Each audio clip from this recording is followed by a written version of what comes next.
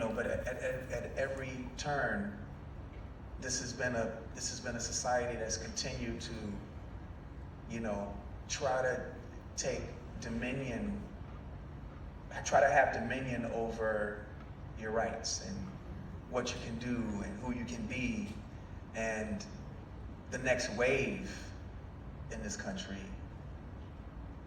is going to be you guys. It's going to be you standing up for what you really, really, really mean. And when I say it's spiritual because you think about like the rights that they continue to try to take from you, like whether it, the fact that Roe versus Wade was even a conversation, or the fact that like LGBTQIA, the fact that you don't know whether you can be insured or not, or whether you can marry in certain states. Like, it's all these rights that's an attack on like the human spirit. Or even when they try to tell you what you say you are on the inside because of what's on the outside of you.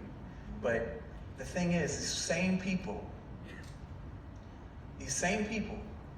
who are trying to tell you what you are or what you are not on the inside are the same people who, when you go to see their names online, and whether it's on social media or whatever, some of the older platforms that they use, they don't even identify as themselves. They identify as Joe the worker, or they identify as loves Cheetos, right?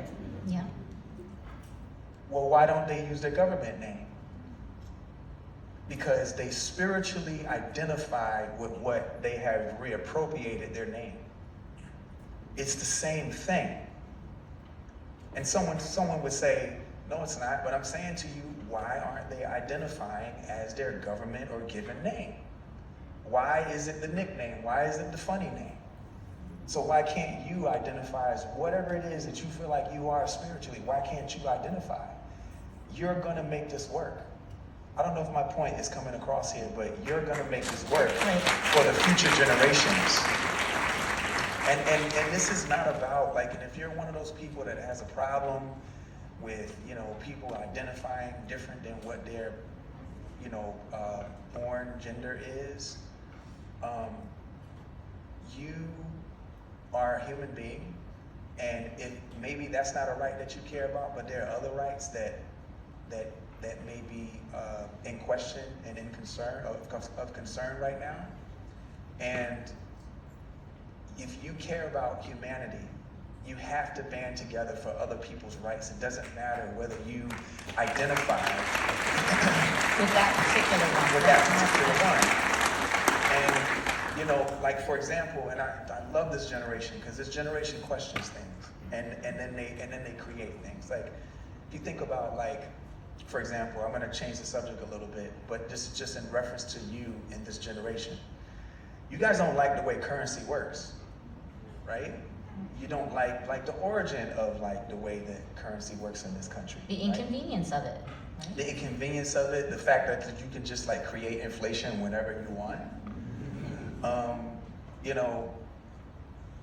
If you think about the origin of currency in this country, the first, commodity and currency in this country was us. People, slaves. Right?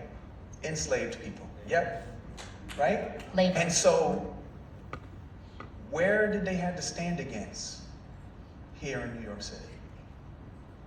The wall. That's why they call it Wall Street. You guys know that, right? You didn't know that?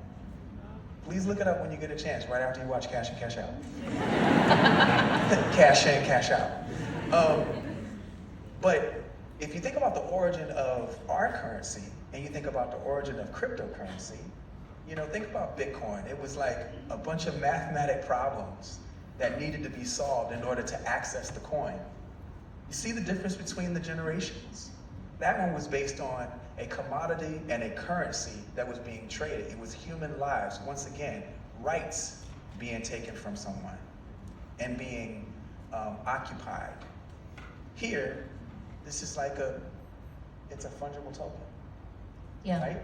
It's a currency. You guys did that.